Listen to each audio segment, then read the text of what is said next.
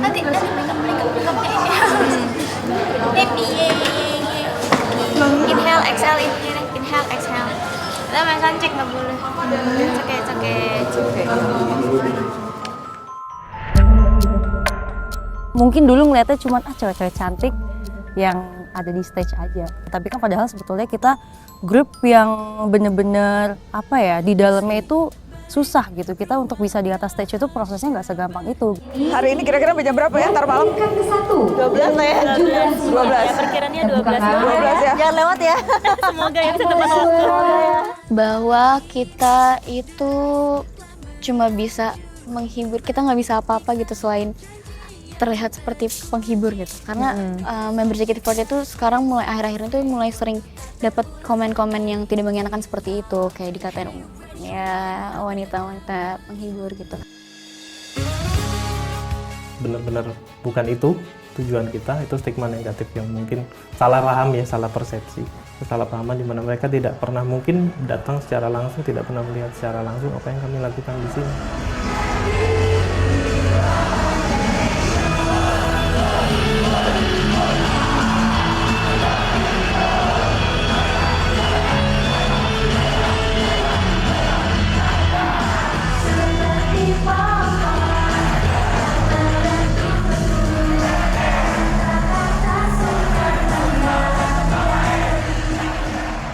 Seperti popcorn yang meletup-letup, JKT48 adalah sebuah rancangan kemeriahan yang tak pernah gagal.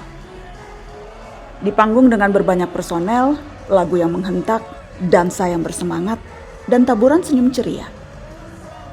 Di luar panggung, mereka adalah gebiar yang belum pernah Belantika ini punya. JKT48 adalah sister group luar negeri pertama dari idol grup kenamaan asal Jepang, AKB48. Ini produk kultural yang diboyong dari Jepang, diadaptasi ke Indonesia, dan ternyata diterima sebagai fenomena. Bukan hanya tren selewat, penggemar mereka terus beregenerasi. Cirinya tetap sama, loyal dan royal. Mata Najwa menyambangi dan meliput perayaan 13 tahun JKT48. Kami ingin melihat lebih dekat bagaimana relasi antara idola dan penggemar dalam bentuk yang khas dan kadangkala dipandang eksesif. Dimulai dengan berbincang bersama ex-member yang dianggap sebagai ikon, Melody dan Shani. JKT48 jadi rumah yang membetahkan keduanya. Karena kini pun mereka menjabat sebagai General Manager dan Wakil General Manager teater JKT48. Sekarang kalian berdua sudah di manajemen. Kalau membandingkan apa yang dulu Melody alami gitu, generasi pertama sampai dengan sekarang, melihat perkembangan JKT48 membernya seperti apa? Kalau misalnya aku ngeliat JKT48 sendiri itu pasti sekarang seneng ya, karena sosmed lebih luas, kita udah terkenal gitu ya, udah orang-orang udah tahu gitu. Cuman yang jadi beda tuh kayak mungkin anak zaman sekarang sama dulu tuh menurut aku ya, apa sih, kalau dulu tuh kita bener-bener di pushnya tuh push banget. Karena kan dulu aku harus mengenalkan JKT48 gitu. Kalau sekarang kan orang mungkin udah tahu. Jadi kalau dulu aku sampai yang waktu CFD aku ngasih brosur kayak gitu loh, sampai ke lapangan gitu. Jalan dateng ya ke teater JKT48 di FX gitu, sampai kasih apa ini kan kita rame-rame gitu ya. Terus iya kita idol group JKT48 dari apa sister groupnya AKB48, nanti dateng ya, kita tuh promosi terus gitu loh. Kalau sekarang kan udah enak ya, alhamdulillah gitu. Berjanji jadi manis, jadi saksi bahagia hingga sang bumi tak berputar lagi. 2011 JKT48 ada di Indonesia. Ketika itu apa yang dirasa ini akan jadi besar? Peluangnya dilihat seperti apa? Bahwa konsep di Jepang, AKB48, bisa dibawa ke Indonesia menjadi JKT48. Apa yang ketika itu dilihat seperti apa peluangnya? Yeah, 2011, at that time, AKB48 is very popular in Japan. So we decided bring this AKB48 concept to Indonesia. Yeah, and we want to start like idol culture, in Indonesia. That's our the objective at that time. Seberapa banyak penyesuaian yang harus dilakukan dengan kultur Indonesia dari apa yang praktis yang selama ini ada di Jepang? Kita beraktivitas di Indonesia, membernya semua orang Indonesia, pasti ada gap di bidang culture dan yang lain-lainnya. Di situ kita harus menyesuaikan. Misalkan penyesuaian dalam kostum, ya, beberapa kostum di AKB48 ada beberapa yang mungkin untuk Indonesia terlalu terbuka, jadi kita harus menyesuaikan. Lagu yang sama saat kita bawakan di Indonesia, kostumnya tidak sama dengan AKB48 di Jepang. Kemudian lirik-lirik yang mungkin di Jepang dianggap tidak menabrak apapun, tapi mungkin kalau kita terjemahkan dalam bahasa Indonesia tidak sesuai dengan budaya Indonesia, jadi harus kita sesuaikan dia seperti itu.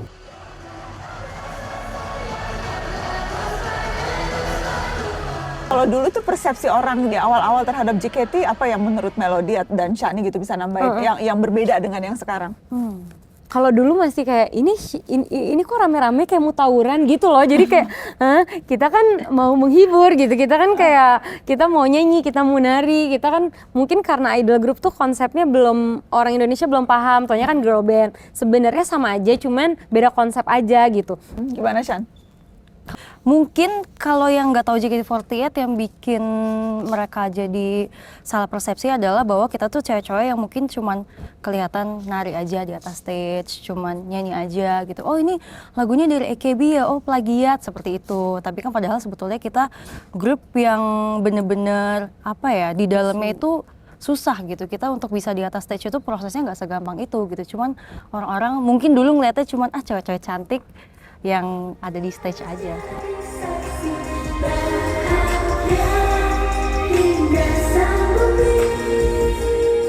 Bahwa kita itu cuma bisa menghibur, kita nggak bisa apa-apa gitu selain terlihat seperti penghibur gitu. Karena member JKT48 itu sekarang mulai akhir-akhir itu mulai sering dapat komen-komen yang tidak mengenakan seperti itu, kayak dikatain ya wanita-wanita penghibur gitu. Ya memang kita bekerja di industri hiburan. Memang tugas kita untuk membuat orang lain senang, dan kita senang dengan hal itu. Soalnya aku pribadi sangat, hatiku bisa merasa hangat kalau misalnya aku dapat DM atau dapat mention gitu, orang-orang tuh ada yang bisa bertahan hidup karena kami, ada yang jadi semangat untuk menjalani hidupnya karena dengar lagu-lagu kami. Itu menurut aku memang tugasnya idol tuh seperti itu gitu. Memang kita tugasnya tuh membuat orang bahagia, membuat orang lebih yakin bahwa di masa kedepannya pasti dia menemukan sesuatu yang indah untuk dia bisa melanjutkan hidupnya.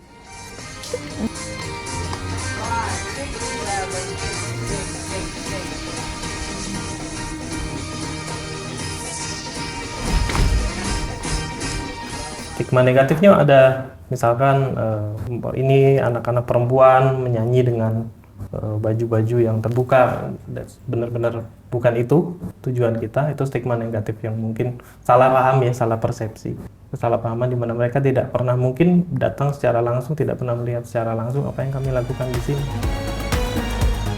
Jadi apa yang dilakukan di JKT48? Format idol group membuat JKT48 punya sistem rotasi member yang terstruktur. Beberapa member telah lulus atau meninggalkan grup, lalu anggota baru silih berganti datang menggantikan. Tahapan dari bergabung sampai lulus di JKT48 menjadi jahitan perjalanan yang dinikmati para fans. Masing-masing ditempa menjadi artis multitalenta. Proses melihat mereka tumbuh adalah esensi yang dicanangkan JKT48.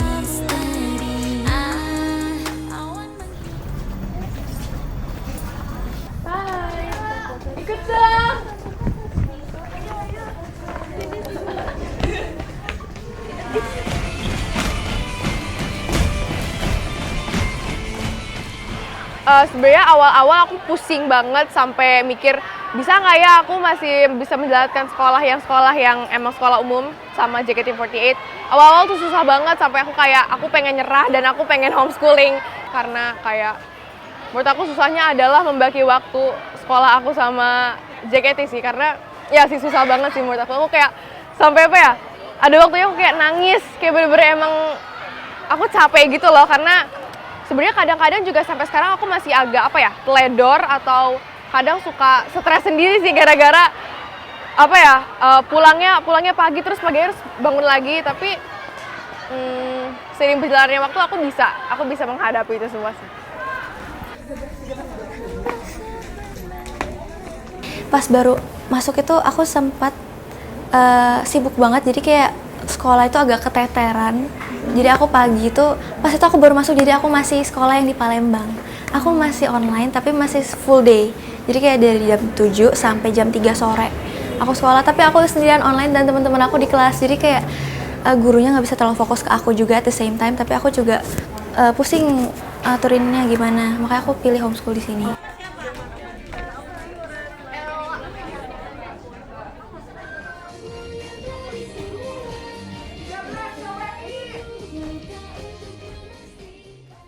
Seberapa padat sih jadwalnya? Maksudnya seberapa susah main gitu, dulu dan sekarang? Kalau dulu pas ngerasanya? Sama sih ya, dulu sama sih. sekarang. Sama ya? Kita susah main sih Kak. Kadang-kadang tuh jatuh kalau misalnya ada teman-teman kita bisa tapi kitanya yang nggak bisa, karena kita kan bayangkan kegiatannya tuh di weekend kan, sementara mereka di weekend justru mereka waktunya libur, jadi susah banget emang dapat jadwal buat sama keluarga sama temen tuh susah banget. Pernah burn out nggak? Burnout pasti pernah ya. Karena namanya juga remaja. Biasanya kalau burn out terus ngapain? Refreshingnya tuh kalian ngapain sih kalau lagi aduh capek banget nih? Aku banyak banget yang aku lakuin sih Kak. Misalnya aku nonton film, Ya. atau biasa aku nonton kartun atau enggak film-film yang emang film Indonesia yang pengen aku lihat gitu. Karena kan kita berdua juga lagi mau melangkah ke dunia perfilman, jadi aku belajar banyak juga di film-film Indonesia. Terus aku suka dengerin musik. Biasanya dengerin musiknya tuh yang bikin moodnya naik gitu supaya melupakan hal-hal yang galaunya lagi gitu. Terus Yang paling bikin galau apa sih? yang paling bikin galau ya, biasanya emang burnout itu mungkin karena lagi banyak jadwal aja gitu ya, jadinya kayak aduh kok ini nabrak nih, kayak maksudnya penuh sekali gitu, kok aku gak dikasih nafas gitu. Karena emang aku lagi kuliah juga kan, tapi aku juga suka salah satu cara aku ngatasin burnout justru malah perform sih. Karena Rilis ya? iya rilis. Ciuman, ayo terbanglah dari dalam hati ini, bagaikan melempar bibir dengan tangan kanan. Belajar dari apa yang terjadi walaupun berbeda, tapi kan AKB48 sudah lebih lama karena Betul. memang awalnya dari sana. Belajar dari mungkin hal-hal yang sempat dialami di sana yang kemudian ingin dipastikan tidak terjadi di JKT48. Apa saja itu misalnya? Karena kalau misalnya kan saya membaca ex-member AKB48 pernah bicara soal bagaimana mereka mengalami masalah mental, bagaimana kemudian jadwal begitu padat, persaingan internal pemilu itu menjadi kompetitif sehingga menjadi tidak nyaman untuk mereka, harus bisa tampil sempurna dan sebagainya. Itu semua pernah dialami oleh member AKB48 dan mungkin saja juga dialami oleh member JKT48. Apa langkah-langkah yang dilakukan manajemen untuk memastikan kesehatan mental, bukan hanya kesehatan fisik para member yang usianya muda begitu ya, itu tetap bisa dijaga? Yang pasti gini, mungkin agak sedikit berbeda kondisinya kalau dengan AKB48 ya. Kita tuntutannya berbeda, kemudian balik lagi kalau idol di Jepang seperti apa dengan idol di Indonesia ada perbedaan. That's why mungkin untuk stres profesional, saya nggak bisa pukul rata ya, setiap orang pasti punya berbeda, mindsetnya berbeda. Tapi yang pasti tidak mungkin kita bilang semua member ini stress free, nggak mungkin. Yang bisa kita lakukan adalah how to kita make sure bagaimana we can mitigate that stress supaya jangan menjadi overwhelming ke mereka. Kayak misalkan kita mau konser sekarang, mereka pasti latihan, itu ada stresnya juga pasti kan. There is a good stress and a bad stress gitu. Once mereka kemudian overthinking about sesuatu, oh nanti gimana overthinking, aku nggak bisa, atau nanti aku dihujat, itu overthinking yang akan membuat mereka stres, which is a bad stress. Ya memang tidak ada jalan keluarnya. We try to communicate as much as we can antara sesama member, sesama staff, member dan staff, to create a positive bubble supaya mereka pikirannya tidak terganggu, tidak fokus ke yang negatif atau hal-hal Ada yang pendampingan seperti itu. yang intens begitu? Ada pendampingan intens dari staff-staff kita, talent manager kita, bahkan mungkin Kak Nana sempat lihat di dalam staff kita yang jumlahnya agak lumayan banyak, itu belum semua. Itu selalu mendampingi dan punya kedekatan, ngobrol-ngobrol yang asik dengan member. Jadi bukan nggak ngelihat seperti ini staff kaku, ada jarak. And once kalau kita udah melihat ada tanda-tanda yang mungkin sepertinya sudah nggak bisa kita tangani sendiri, ya of course we encourage them to seek a professional, to meet a professional. Sudah pernah ada sampai tahap seperti itu atau? Saya nggak bisa bilang. Member silih berganti tapi fans terus datang, tumbuh, sesekali mungkin menepi, tapi tidak sedikit yang kembali lagi. Anggota JKT48 memang diseleksi dan didesain untuk diperkenalkan sebagai talenta yang belum sempurna. Justru dukungan penggemar yang diharapkan menyempurnakan mereka. Itu yang dianggap mendasari semangat tumbuh bersama fans. Tingkat dukungan fans ditentukan dari seberapa sering mereka menghadiri konser, teater, atau membeli berbagai barang koleksi. Tentu ini semua tak murah harganya. Wajar bila loyalitas mereka mengundang keheranan banyak orang. Biasanya komentar orang kalau tahu kalian fans JKT48 itu seperti apa? Rata-rata kaget, penasaran, atau mungkin ada yang kenapa kok suka? Komentar orang gimana sih? Macem-macem, dan beda sih sekarang dengan dulu. Dulu kita dipandangnya tuh kayak weird gitu loh Mbak, kayak otaku yang aneh. Ya kan kayak ngapain suka cewek di Jepang kan pakai kok mini segala macem, kayak dipandangnya aneh. Apalagi dulu tuh JKT48 kan rata-rata yang suka cowok dan udah berusia lebih matang ya. Jadi cewek itu pasti suka mereka tuh kayak kenapa sih kok kamu suka mereka gitu. Tapi sekarang itu udah lebih positif sih Mbak reaksinya, kayak oh kamu fansnya JKT, kamu OSI-nya siapa, terus habis itu gimana sih sebenarnya cara nonton teater, atau kayak gimana sih kenapa sih suka kayak gitu. Gimana Farma menurut kamu? Kamu setuju yang Jo bilang bahwa udah persepsi orang jadi fans JKT48 itu udah berubah sekarang? Aku setuju banget, sejujurnya, karena ada awal-awal kamu dianggap kayak gimana, aneh juga? Bukan dianggap aneh sih, orang tuaku yang lebih nggak ngasih untuk datang ke FX dan nonton teater, karena apa kekhawatiran mereka?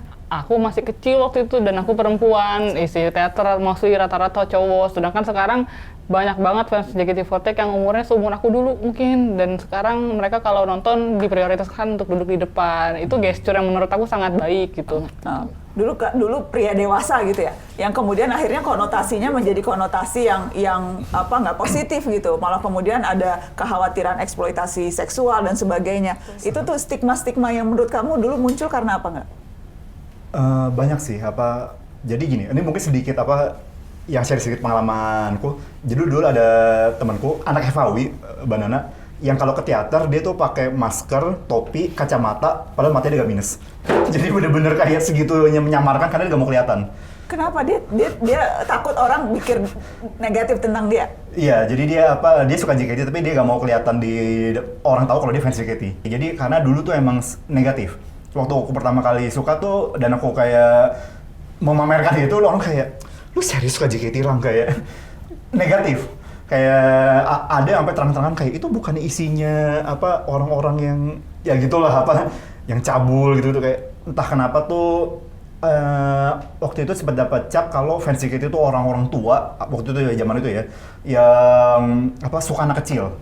Padahal cowok-cowok yang suka juga umurnya biasanya bedanya gak segitunya, tapi entah kenapa muncul image itu, dan mungkin karena di sosial media kan kadang-kadang kan ada aja kelakuan yang aneh-aneh. Omongan fans gitu yang aneh, sampai sekarang pun juga ada omongan fans yang aneh-aneh pada akhirnya itu bikin jelek semuanya. Jadi apa misalnya yang random yang aneh yang kemudian malah bikin persepsi jadi buruk? Misalnya kayak ada komen-komen yang melecehkan, atau mungkin kalau yang paling baru tuh ada yang insiden di toilet FX yang katanya abis show tuh orang tuh petugas kebersihan ngeluh berceceran, mohon maaf ya, ini berceceran sperma. Itu kan gosip-gosip yang pada omongan-omongan kosong yang sebenarnya palsu dan udah dikonfirmasi ke FX Sudirman itu palsu, tapi itu akhirnya bikin stigma. Seberapa mengganggu stigma-stigma itu?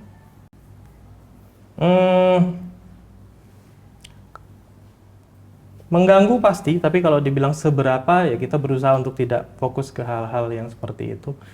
Selama kita tahu apa yang kita lakukan bukan seperti itu, dan selama kita sendiri yakin ya, kita dan semua yang terlibat di sini yakin, yang menjalani tahu pasti kondisi di belakang, kondisi saat pelaksanaan acara seperti apa, tidak sesuai dengan apa yang distigmakan itu ya. Dan we can stall kita dan bisa just do what we do dan tidak fokus ke hal-hal negatif yang malah akan membangun negatif ini ya, negativity cycle. Kalau dihitung-hitung nih, ini udah keluar berapa sih untuk Oshi dan untuk fans JKT48? Tolong orang tua aku jangan nonton ini ya. Bahaya. Saya cuma iya, oh ya dalam tua ya, 100.000 aja. Masa sih orang satu foto aja 50.000? Saya jujur gak. Jangan berbohong. Jangan berbohong. Enggak, ini mungkin kalau time frame-nya ya misalnya tahun ini ya mungkin kan ada Susenkyo juga kali ya masih dalam budget kok ini, tapi mungkin sekitar 60-an. 60 juta? Iya. 60 juta? Di tahun ini. Di tahun ini? Itu dalam bentuk apa aja? Dalam bentuk merchandise, dalam bentuk tiket nonton dan sebagainya? Iya, merchandise, video call, sama ada yang Susenkyo itu semuanya total sekitar 60, karena itu memang saya budgetin. Oh, kamu budgetin? Jadi dari gaji kamu budget untuk hobi kamu menjadi fans JKT48? Iya. Berapa persen dari gaji tuh kamu budgetin? 20% 20% dari gaji kamu? 20%. 20%. Dan kamu merasa itu sesuatu yang sepadan? Sepadan, sangat sepadan. Karena apa nggak? Sangat menyenangkan. Jadi saya tuh kayak setiap habis video call atau kayak tadi meet and greet, itu mau ada foto kartu atau enggak, untuk saya itu worth it banget. Karena sangat happy. Saya malah seringnya kayak, aduh coba tadi bisa beli lebih banyak. Iya.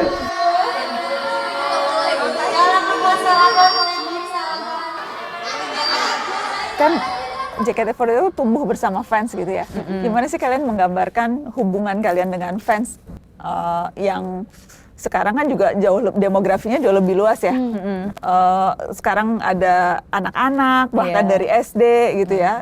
Kalau sebelumnya lebih banyak remaja putra atau pria dewasa gitu ya. Sekarang jauh lebih variatif. Menggambarkan hubungan dengan fans itu seperti apa sekarang?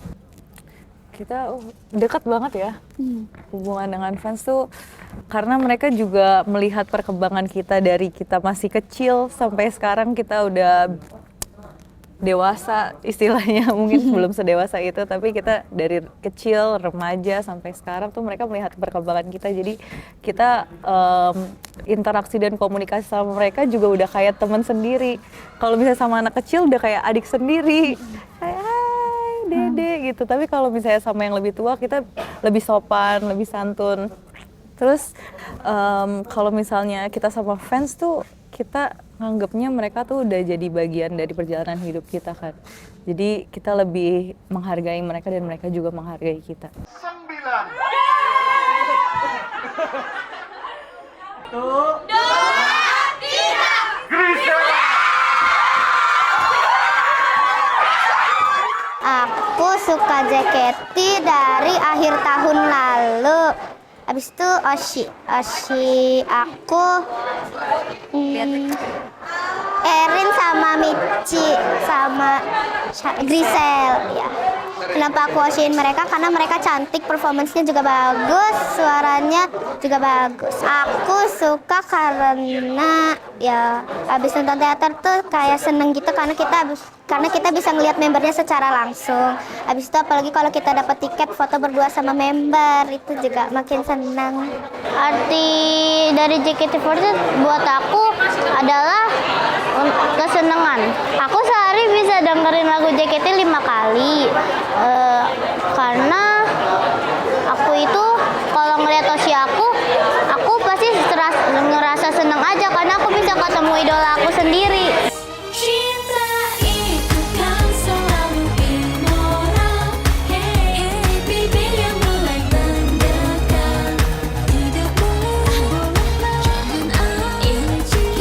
Sekarang fansnya banyak wanita, ibu-ibu, perempuan dan anak-anak. Tapi kan ada juga kritikan soal konten beberapa lagu JKT yang liriknya itu dianggap terlalu dewasa, berkonotasi seksual begitu ya. Dan terutama kalau kemudian dinyanyikan oleh member yang memang masih di bawah umur gitu. Kalau fans melihatnya gimana nih? Apakah itu sesuatu yang penting atau yang atau itu bukan sesuatu yang jadi pertimbangan fans? Menurutku itu harusnya jadi pertimbangan kita sih sebenarnya, kayak waktu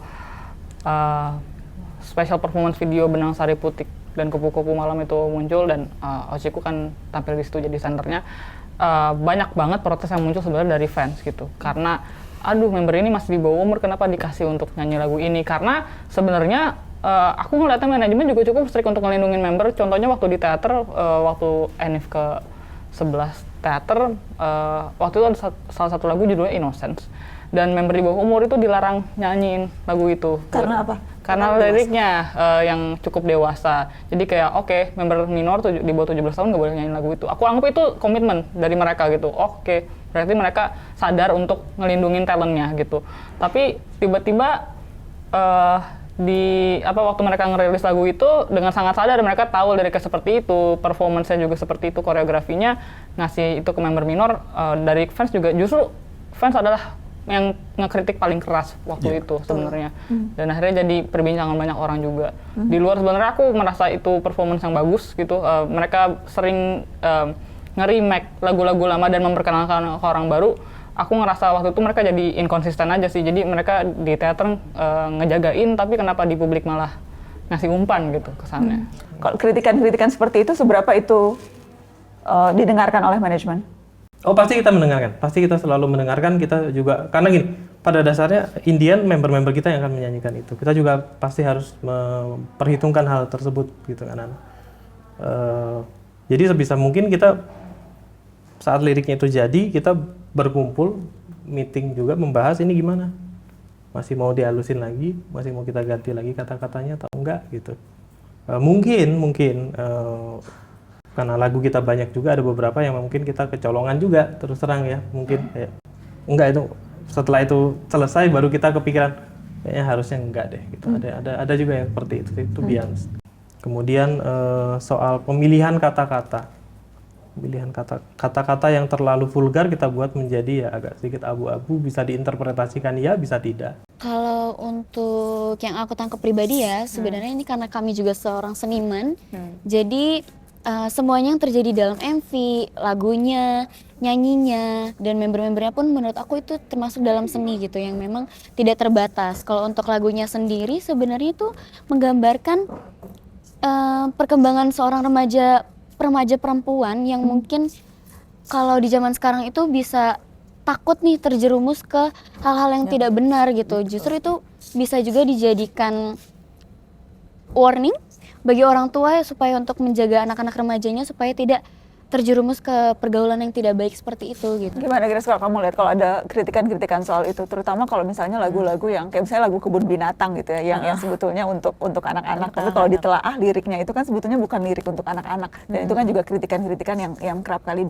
disampaikan gitu. Kamu sebagai kapten melihatnya bagaimana merespon kritikan-kritikan bahwa sesungguhnya ini tidak pas nih gitu, dan malah justru berpeluang menjadi sesuatu yang negatif alih-alih memberikan inspirasi.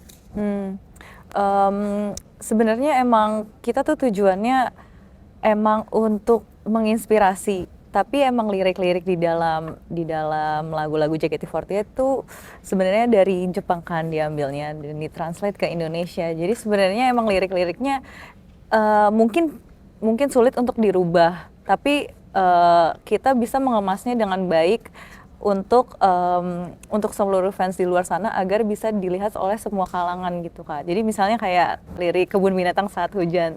Sebenarnya mungkin lagunya bukan lagu tentang anak-anak ya. Mungkin lagunya lagu soal remaja dan ada sedikit love-nya juga, love story-nya juga. Tapi di MV-nya kita kemasnya dengan kebun binatang yang ceria, yang benar-benar bisa dinikmati oleh seluruh anak-anak kecil. Dan emang sekarang anak-anak kecil tuh kalau dengerin lagu JKT48 maunya dengerin lagu Kebun Binatang Saat Hujan gitu. Jadi walaupun liriknya sebetulnya bukan lirik anak-anak. Iya. Itu gimana jadi? Maksudnya ada dilema nggak di situ? Sebetulnya ini bukan lagu anak-anak, tapi kemudian dikemas seolah-olah jadi lagu anak-anak itu?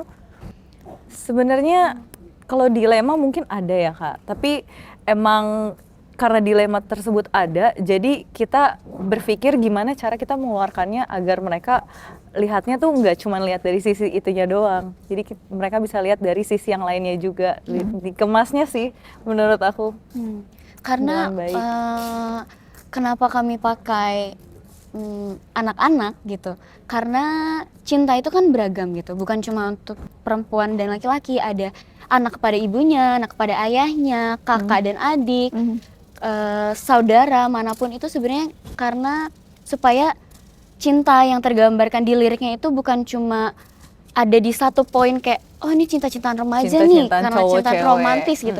Sebenarnya enggak, karena kita juga ada antara teman kayak platonik, cinta yang platonik atau cinta ibu kepada anaknya.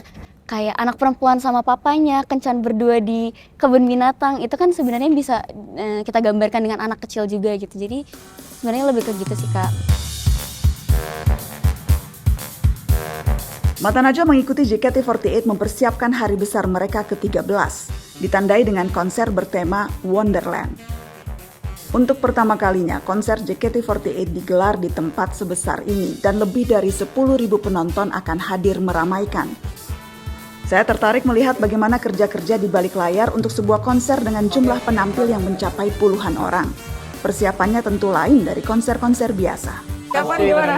Sudah datang ya, sudah mau finalize aja persiapan untuk dari membernya sendiri, koreografi sudah aman. Tinggal paling nanti karena menyesuaikan dengan panggung. Ini hari pertama kita nyoba di. Oh, ini baru hari pertama di sini ya? Di venue, jadi perlu ada penyesuaian tempat, penyesuaian. Gede banget panggungnya. Anaknya banyak belum. Bener-bener penuh loh dari ujung ke ujung ya. Iya, sebisa mungkin tidak ada view yang tidak bagus. Treatment gimmicknya, karena kita ada beberapa treatment kayak troli, di mana member nanti dari panggung akan naik troli menyapa penonton-penonton yang ada di tribun-tribun sana. Senang banget pasti. Mas, terus kita di dressing room nih? Iya, dressing room. Jadi ada berapa kali ganti baju nanti? Dalam satu pertunjukan biasanya on average per member akan ada mungkin sekitar 7 sampai 8 kali ganti baju. 7 sampai 8 kali itu on average ya? Ada yang banyak. Kita pernah mungkin lebih dari 10 kali ganti baju. Ini dalam durasi konser jadi 2,5 jam ya? Dalam 2,5 sampai 3 jam. Jadi sekarang ada 7 ya? 7 kali? Sekarang on average ada sekitar 7 kali pergantian baju. 6 sampai 7 kali. Ini baju? Masing-masing mereka punya stationnya. Jadi sudah disiapkan, kostum pertama, kostum kedua, kemudian sepatunya mungkin berbeda. Di sini kita ada total 60 station. Wow. Ini benar-benar harus diatur satu-satu ya? Betul. Ini aku kebayang pasti hektik banget tuh pada saat pergantian itu ya? Ini pusat hektiknya sih. Banget Kak, mau banget.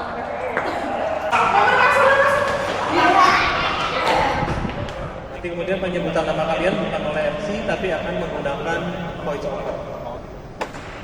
Kemudian duduk di kursi masing-masing seperti yang sudah kita coba di studio kemarin. Ini ada area technical and stage manager, karena di sini semua properti, kemudian besok semua mikrofon, ear monitor, headset akan kita taruh di sini. Posisinya persis ada di tengah-tengah, antara panggung ya, pintu kanan dan kiri panggung. Gitu, jadi akan ada banyak mobilitas di sini.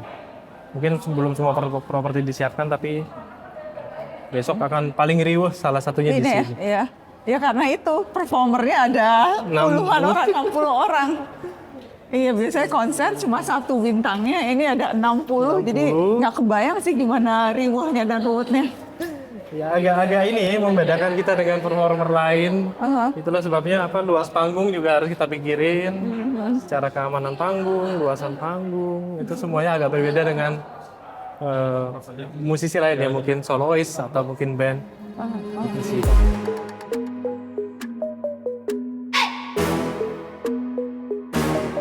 Dan memang sengaja dibikin nggak terlalu tinggi supaya itu ya. Betul, karena kita sitting. Duduk, kalau dari posisi duduk kita bikin ini 120 kebetulan. Tengah itu 160. Ada perbedaan 40 cm. Kalau kita bikin ini di 140 atau 160, takutnya penonton yang duduk itu nanti harus terlalu dangap. Nonton bioskop row 1 kan? Iya sih, gini ya. Lumayan 2,5 jam per.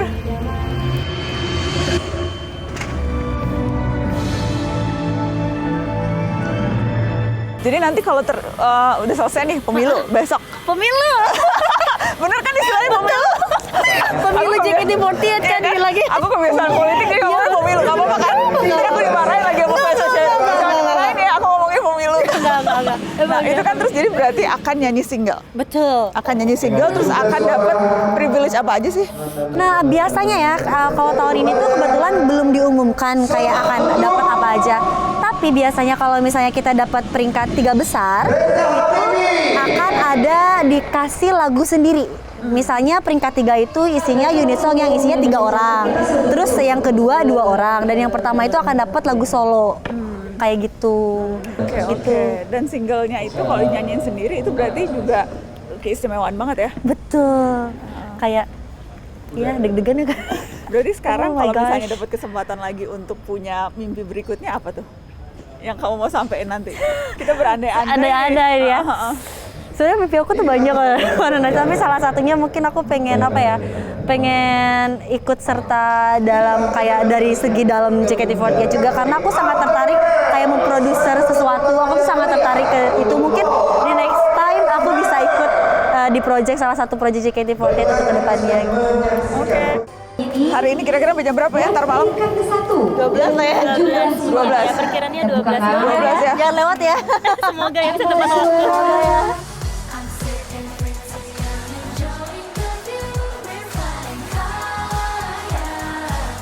Sekarang osinya satu JKT kayaknya.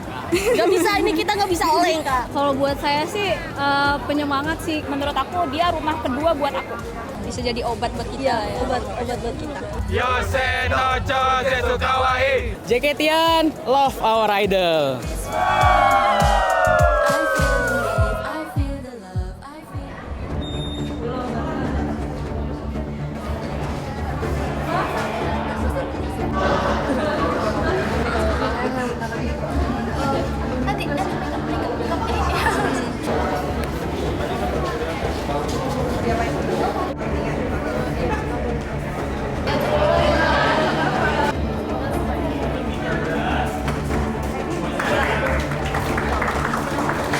Yang semangat ya. 1, 2, 3.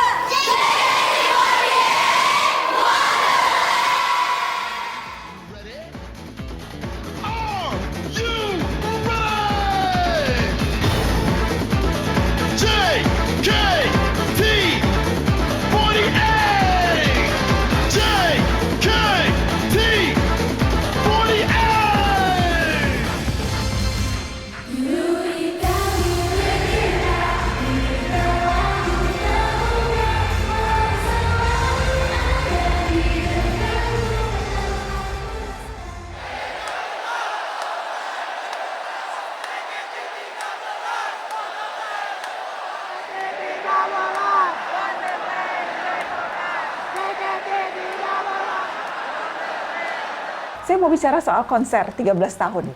Bagaimana memaknai 13 tahun konser ini, Enjo? Yeah, 13. Yeah, it's long time yeah for 13 tahun ya. It's very luckily we survive lewat COVID. Then we now 30 years of concert. We try to put every energy to this anniversary concert. And especially this time we have like election pemilihan event.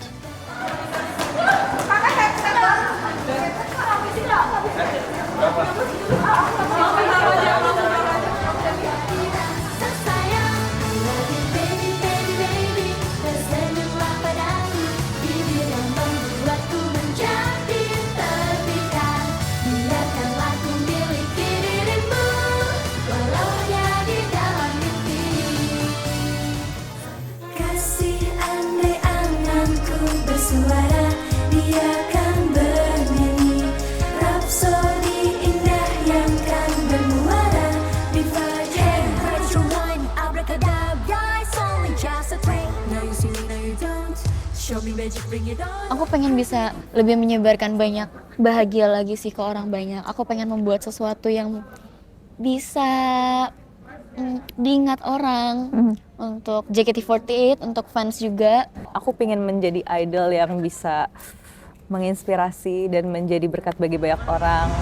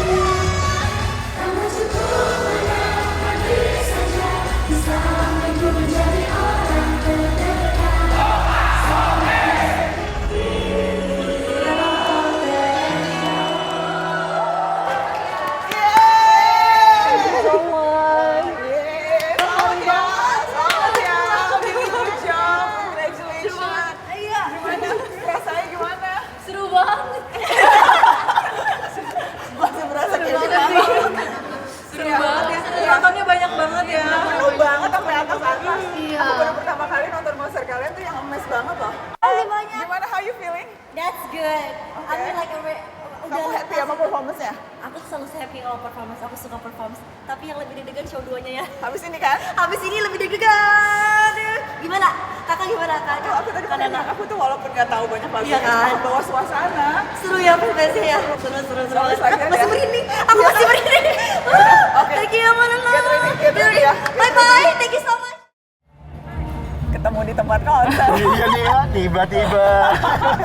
Gimana tadi? Mes ini aku happy banget, kayak tadi banyak hal aku tidak sangka, kayak tadi yang baru di awal itu kayak keren banget. Terus kayak ada yang drama yang juga menarik. Kayak dan lagu-lagunya oke. Apa yang paling seru, paling menarik? Kan tadi 2,5 jam tuh show-nya. Buat kamu yang paling menarik bagian apa ya? Mungkin beda panggungnya ya sekarang ya. Apalagi kan sekarang mainin panggungnya ada level-levelnya. Dia bisa naik turun. Terus ya diperiah juga sama temen-temen tadi ada sirkus apa. Menurutku ini cerita yang mereka bawa cerita yang lebih bagus, lebih runtut, lebih masuk akal. Dan ya dibalutnya bagus gitu di Indonesia. Oke, ini kamu dapat bunga? Dapat. Dari siapa tadi? Dari Pritsi, dapat Pritsi. Pas lagi lewat? Iya. Kamu ini kasih? Iya, terus tadi ngomong kayak Pritsi halo, oh ya harus dikasih. Michelle Alexandra. Yang khas dan sangat dinanti-nantikan penggemar JKT48 ternyata bukan hanya konsernya saja. Justru puncaknya ada pada sesi yang dinamakan Sosenkyo. Kita akan masuk ke Sosenkyo Announcement 2024. Dan inilah Undergirls dari peringkat ke-24 sampai peringkat 13. Ini sesi pemilihan member yang akan tampil membawakan single baru dan couple song JKT48. Pemilihan ini jadi penting untuk fans, karena mereka yang akan menyumbang suara menentukan 24 member yang terpilih. Dengan jumlah suara 26.947. Adeline Wijaya. Makanya, Sosenkyo jadi salah satu ruang bagi fans secara langsung mempengaruhi naik turunnya karir dari tiap member. Bagi member, ini ruang berkompetisi memikat fansnya agar membeli dan menaruh suaranya untuk mereka. Jujur aku belum siapin kata-kata. Jadi ini tuh baru pertama lagi setelah 5 tahun. Oke. Yang terakhir Shani masih ikut ya? Iya. Jadi kayak pemilu gitu. Jadi kan biasanya kalau misalnya kita ada single dibawain tuh dipilih, membernya tuh dipilih sama manajemen. Kali ini di vote sama fans. Jadi kenapa seru, makanya fans itu menanti-nanti nih, karena ini eventnya biasanya setahun sekali tuh ada. Kalau itu udah lama banget, setelah 5 tahun akhirnya ada lagi. Kenapa menunggu sekian lama baru ada lagi? Karena mungkin terakhir itu sebelum pandemi ya, terakhir. Seberapa suasananya di member itu sisterhood atau karena memang... mencekam. Kalau menurut aku sih mencekam ya. Mencekam gimana? Karena menurut aku jadi sensitif semuanya. Karena itu kan masa-masa menurut aku yang campur aduk gitu loh. Bener ngaruh banget. Karena aduh, kita tuh kepikiran kan. Kepikiran kan, agak pressure juga. Dan kepikirannya itu sih, jadi dari masa-masa latihan. Kepikirannya tuh soal hasilnya nanti, aduh gimana ya hasilnya, aduh masuk Senbatsu nggak ya, terus kira-kira posisi berapa ya, gitu-gitu sih. Tapi itu mimpi semua member ya untuk dapat posisi 1 ya? Mimpi semua member untuk masuk Senbatsu sih, karena kita udah tahu kan nih bawain singlenya lagunya apa, lagu Sukinanda. Itu lagu yang benar-benar sangat amat populer dan lumayan legend juga ya. Jadi kita semua member tuh emang pengen banget bisa bawain lagu Sukinanda. Tapi kita juga di sisi lain kita memberikan kepercayaan juga untuk fans-fans untuk memilih siapa yang kira-kira mereka pikir kira-kira cocok untuk membawakan single tersebut. Kira-kira fans bisa ngelihat siapa yang cocok? Bisa pastinya. Gitu. Tapi untuk member pribadi itu kenapa merasa pressure atau nervous? Mungkin kalau untuk aku pribadi ya, karena dengan peringkat yang ini kan dari fans gitu, ini pure dukungan fans. Lebih pressure kayak aku pantas nggak ya dapat peringkat yang mereka kasih. Jadi kayak kitanya lebih pressure tuh kayak wah harus latihan lagi biar bagus gitu, biar orang-orang tuh ngeliat kayak oh ini worth it kok ditaruh di situ nomornya gitu. Supaya worth it kok bisa masuk Senbatsu, dia pantas kok gitu. Hasil akhir Senbatsu dari peringkat ke-12 sampai Dan apa sih arti penting? Tadi ketika saya berbincang mereka semua tuh deg-degan dan kepengen gitu. Ada yang pokoknya bisa masuk 12 gitu. Apa sih arti penting ketika mereka bisa terlibat dalam single? Itu seberapa penting sih itu buat member? Kita punya 60 member. Kita punya 60 member termasuk trainee. Dan kemudian single ini adalah lagu yang akan merepresentasikan JKT48 di periode tersebut. Kita bisa bilang 6 bulan, mungkin 1 tahun. Dan 12 member yang terpilih nanti akan menjadi member yang menyanyikan single ini, tampil di video klipnya, ada di covernya. Mereka akan menjadi muka JKT48 selama periode waktu tersebut. Ya itu pasti sesuatu yang prestis ya? Prestis, betul. Prestis. Dan siapapun yang belajar dari pengalaman selama ini, siapapun yang dapat kesempatan itu memang bisa make or break ya? Itu Bisa kesempatan yang akan bisa, kalau mereka manfaatkan dengan maksimal, itu akan bisa menjadikan mereka ini ya? Ya, karena gini, ada beberapa member yang memang sudah langganan membawakan lagu. Saat kemudian melalui pemilihan oleh fans ini mereka masuk, menjadi legitimasi bahwa ya saya pantas ada di sini. Ada juga member-member yang selama ini tidak pernah atau jarang mendapat kesempatan sampai ke sana. Saat melalui pemilihan oleh fans ini mereka masuk, berdasarkan pengalaman kita beberapa kali melakukan acara yang sama, itu bisa menjadi breakthrough point untuk mereka. Peringkat 1 dengan jumlah suara 219.616. Berbasis voting, Sosenkyo sekilas memang mirip pemilu. Selamat untuk Fanny Fitriati.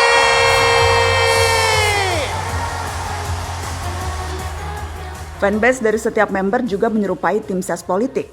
Pasang strategi khusus untuk memenangkan Oshi atau member favorit.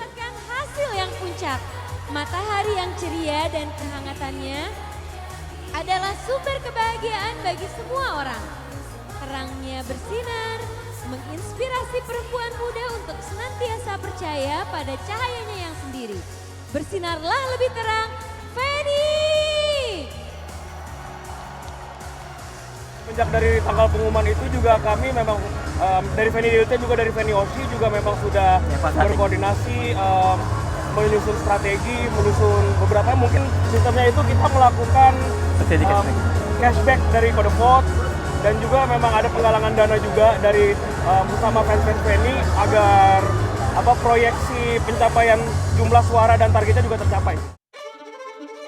Karena tergelitik dengan ini, saya membuka percakapan dengan para fans JKT48 di media sosial. Saya ingin tahu berapa besar dana dukungan yang mereka keluarkan agar Oshi mereka ada di posisi aman untuk terpilih. Informasi ini juga saya dapatkan dari cerita langsung para fans serta laporan crowdfunding yang diumumkan oleh tiap fanbase. Ini beberapa di antaranya. Bisa dicek. Setiap orang ikut membeli suara mulai dari belasan ribu rupiah hingga puluhan juta rupiah.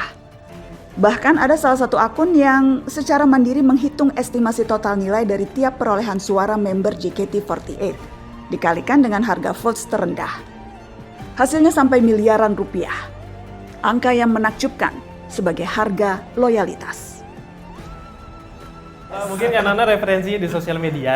Ya. Ini seberapa akurat sih referensi-referensi? Nggak terlalu sih, nggak terlalu. Tapi kan hitungan-hitungan vote-nya kan memang bisa dihargai dengan jumlah uang kan. Jadi bisa kalau aja, dikalikan, tapi ada fluktuasi naik turunnya karena ada yang beli secondary market juga ternyata. Ini sampai ada secondary market segala.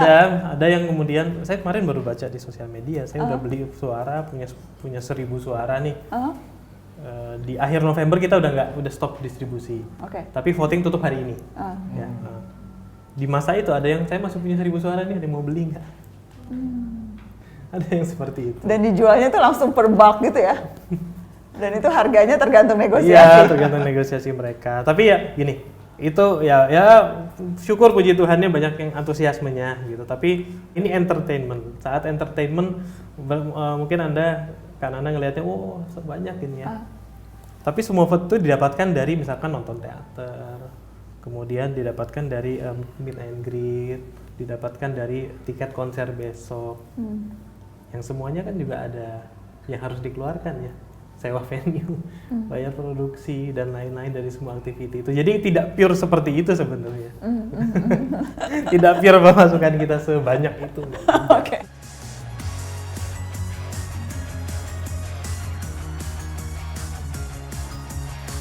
Karena di masing-masing member, di masing-masing fanbase itu pasti punya minimal 1-2 orang lah yang mampu untuk ngeluarin puluhan sampai ratusan juta. Karena terutama buat Sosenkyo ini ya, nggak mungkin rasanya untuk bisa masuk ke Senbatsu kalau nggak ngeluarin nominal ratusan juta itu. Iya. Jadi jumlah aku tadi Bapak 60 mungkin rasanya kayak, ya mungkin untuk orang umum kelihatan banyak, tapi untuk ini sebenarnya dikit. Gitu ya. Jadi 60 juta tuh ukuran yang sedikit di antara fans-fans yang lain. Belum tentu OC-nya tuh masuk Senbatsu dengan uang gitu. Persis. Jadi bakar duit sebanyak itu juga belum tentu sebenarnya mereka masuk. Ketika aku cerita tentang Senbatsu Sosenkyo, rata-rata pendapatnya sama sih, kayak lu orang gila gitu. Karena nggak masuk akal rasanya untuk crowdfunding duit ratusan juta dan honestly speaking kayak berarti kan orang yang megang fanbase itu harus orang yang amanah ya untuk megang duit sebanyak itu dan juga memastikan bahwa semua amanah yang masuk itu benar-benar tersampaikan dalam bentuk vote gitu. Nggak kebayang kalau misalnya anak kecil yang pegang fanbase, let's say gitu. Jadi waktu aku cerita, oke, gue butuh crowdfunding sekian kayak kalau dari orang fans JKT, oke, tapi kayaknya masih kurang, kayak kata Rangga tadi, nominal segitu mungkin bagi kita masih kurang, tapi pas aku cerita ke orang-orang, pada gila ya. Padahal buat kalian tuh bukan gila ya, buat kalian itu kecintaan. Susah ya jawabnya ya? Kenapa susah? Iya. Apa artinya buat Rangga, buat Farah, buat Jo? Kalau orang lain bilang gila, kalian bilang cinta sih harusnya. Iya, kayaknya. Dukungan ya, mungkin lebih netral dukungan. Kalau dukungan itu satu ya, itu pasti. Tapi aku merasa ada sense of belonging aja gitu ke member. Terutama untuk Marsha ya, aku kan ada dari hari pertamanya dia gitu. Jadi aku ngelihat dia tumbuhnya seperti apa. Dari dulu nggak bisa ngomong di depan umum, tiba-tiba sekarang harus ngomong di depan umum karena dia center. Tumbuh bersama fans itu betul-betul ada. Artinya buat kamu tuh tumbuh bersama. Tumbuh bersama. Tapi kan yang tumbuh kan seharusnya bukan hanya Marsha, tapi kamu juga kan? Kamu merasa ikut tumbuh nggak? Aku merasa ikut tumbuh. Aku pertama kali ngeliat Marsha itu di Handshake Festival 5 tahun lalu. Baru banget 1 Desember lalu. Itu aku masih seumur Marsha yang sekarang, 18 tahun. Aku masih kuliah. Turns out 2022 aku sempat kerja di salah satu media dan aku ketemu dia sebagai rekan kerja jadinya. Dan aku merasa aku tumbuh. Impianku sejak dulu adalah bisa kerja sama idolaku dan itu tercapai. Tapi kenapa penting buat fans kalau OC-nya itu masuk di Senbatsu ini? Mungkin kalau aku sendiri kan nggak semua istilahnya OC kita itu punya kesempatan untuk lihat manajemen juga ya Mbak. Nah dengan adanya Senbatsu Sosenkyo ini kita tuh bisa kayak nunjukin ke manajemen kalau OC kita tuh layak untuk di-push, untuk diperhatikan, untuk ya seenggaknya bisa tampil di depan mewakili JKT48, nggak cuma dipendem di teater gitu-gitu sih Mbak kalau dari aku. Itu kan kalau dari POV member untuk ngasih tempat ya, tapi buat kayak misalnya Marsha gitu ya, POV-nya dari aku mungkin pengurus fanbase, ketika dia berhasil jadi center, it feels like itu usaha dia udah ngebuktiin dia mampu. But when it comes to Sosenkyo, it feels like on us. Mana nih fansnya Marsha nih, bisa nggak fansnya Marsha bawa dia di Senbatsu gitu. Jadi sebenarnya sejujurnya waktu Marsha kepilih jadi center di awal tahun, itu lumayan ke pressure sih, karena pengumuman ada Sosenkyo ini kan diumumin di konser anniversary tahun sebelumnya, jadi kita udah aware gitu. Terus tiba-tiba jadi umumin jadi center, pasti rasanya buat kita gak enak banget kalau misalnya Marsha udah kepilih jadi center, dia nggak masuk ke Senbatsu. Seberapa sih para OC ini tahu segitu dalamnya kecintaan, usaha, upaya yang dilakukan fans untuk mereka?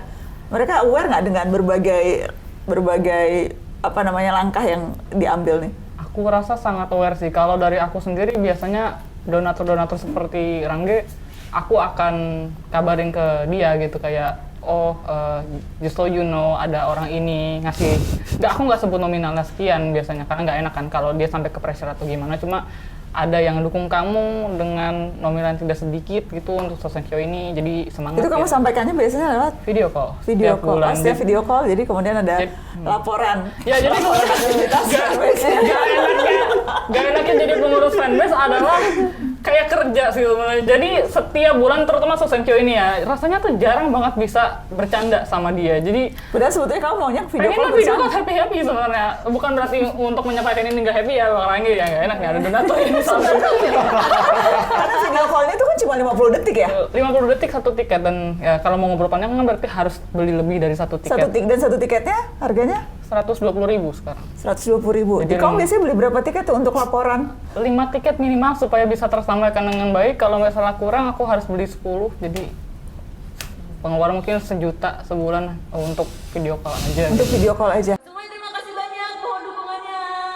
Sebenarnya mengucapkan terima kasihnya tuh nggak cukup gitu untuk apa kerja keras mereka, karena kan aku selalu tahu updatean dari mereka kalau kita video call, meet and greet, atau mereka suka DM-an kayak update tentang Sosenkyo dan lain-lain, dan aku tuh kayak seneng banget kayak ternyata mereka sepengen itu aku tuh ada di posisi tertinggi atau posisi yang terbaik dari Tuhan Yesus pun, dan aku seneng mereka tuh percaya banget walaupun aku tuh anak-anak tuh memang sibuk dan lain-lain, karena mereka emang mempunyai harapan sangat besar buat aku, dan aku seneng gitu ya. Terima kasih ya udah kalian tuh benar-benar dukung dari nol dan kalian percaya sama aku, dan aku tidak akan mengecewakan.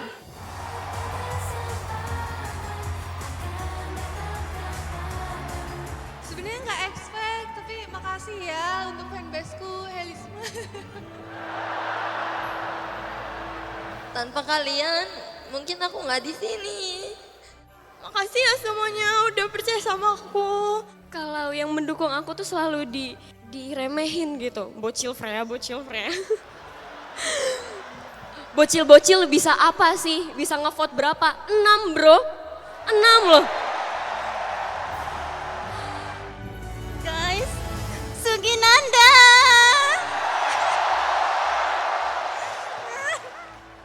Izinkan saya untuk menyampaikan dan melakukan gratitude saya kepada Fanny Deliti dan Fanny Oshi.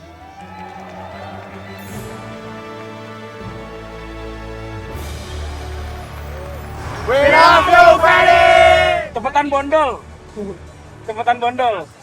Sama semoga semangat terus karena memang dia akan lumayan sibuk ya. Dia harus menyeimbangi project yang ada di Thailand dan juga di Indonesia. Semoga kesehatan tetap terjaga dan semangatnya juga nggak habis-habis. Kita di sini mau project apapun yang emang dilakukan oleh Fanny akan selalu kita doakan dan kita dukung. Tidak ada kata yang cocok dan kata selain terima kasih dari lubuk hati saya yang paling dalam.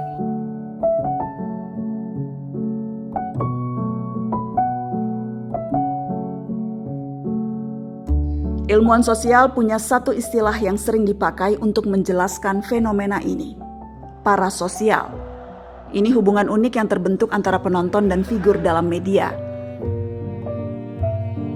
Sang penonton menjalin hubungan dengan idolanya, merasa akrab dan dekat, walau interaksi itu sebetulnya kerap bersifat sepihak. Para penggemar membeli pengalaman yang nilai emosionalnya terus membengkak seiring kehadiran teratur sang idola.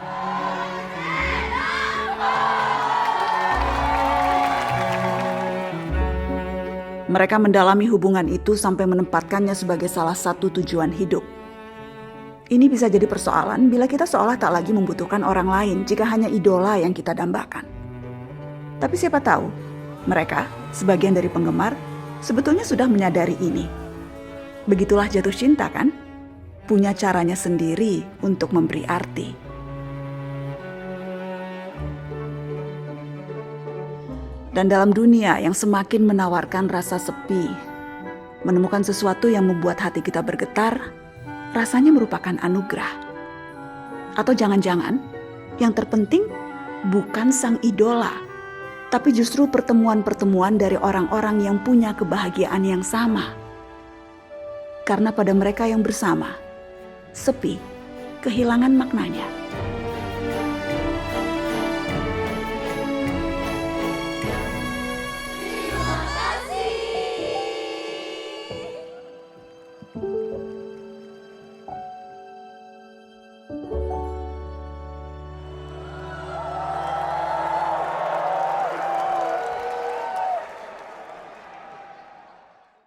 Pernah nggak ngadepin fans yang nakutin?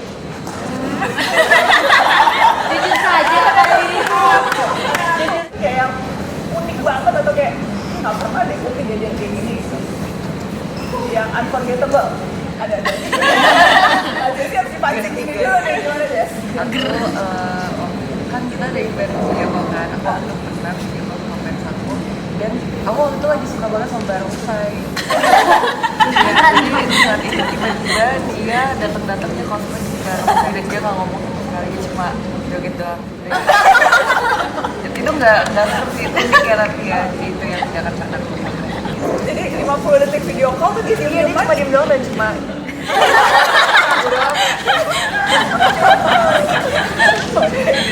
ada yang mau cerita? Oke. Siapa itu aku? Aditya. Hai Aditya. Aku pernah, tapi dia beneran dieman doang. Aku bingung kan dia kenapa, pasti dia cuma kayak gitu doang kan. Aku kenapa, tapi tetap aku ajak ngobrol gitu kan. Bulan depannya video call lagi dia bilang, maaf ya waktu itu ada bos aku